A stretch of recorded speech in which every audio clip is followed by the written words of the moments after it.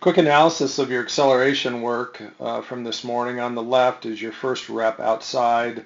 On the right is your last rep after doing the inside activation and strength work. As you can see on the left side, as we take off your first stride here, as you're driving your left foot into the ground, what we're looking for is triple extension, the extension of ankle, knee, and hip off the left leg. And as you watch here, you don't really get your ankle, knee, or hip fully extended.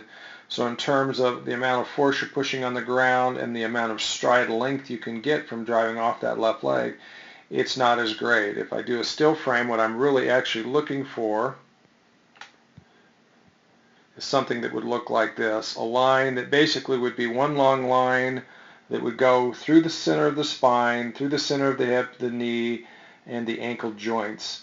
And that way, as you push down the ground's going to push you back, and it's going to drive you upwards and forwards very efficiently, very effectively, and forcefully to increase your stride length and your acceleration. If you look at some angles here on the left, there's your spine angle, there is your thigh and hip angle, and there is your lower leg. Okay, it doesn't look really very much like that straight line. So in other words, you're not creating the amount of force and getting the stride length we're really looking for, because your body position, upper body isn't really straight, and your lower body, your legs are not getting triple extended. We're not getting the force and power out of them. If we look on the right side and we look at your stride, your first stride with your left leg, it's dramatically different.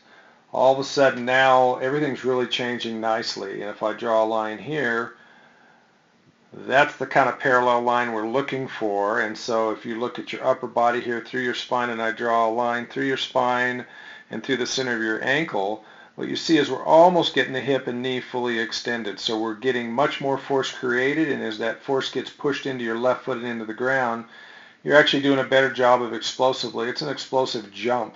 On the right side, as you're pushing against the ground, it's going to drive you up and forwards faster, get you greater stride length and greater acceleration. So you're actually going to go somewhere. If I compare the one on the left, and as you kind of watch the stride, you've got pretty good leg turnover here, the ability to get your feet turned over fast from one to the other, but your stride length, you're not really going anywhere. Once again, you can't generate as much force, and you can't push your body against the ground to get that increased stride length as much as we want. So you're doing a lot of work, but you're not really going anywhere very fast. Versus if we look on the right, when you take that first stride, it's a controlled explosion. It's a controlled jump. You get this nice extension from your legs. Your upper body's in a good, tall, straight, stiff position. So what happens is that left foot extends. You can see how it drives your body forward.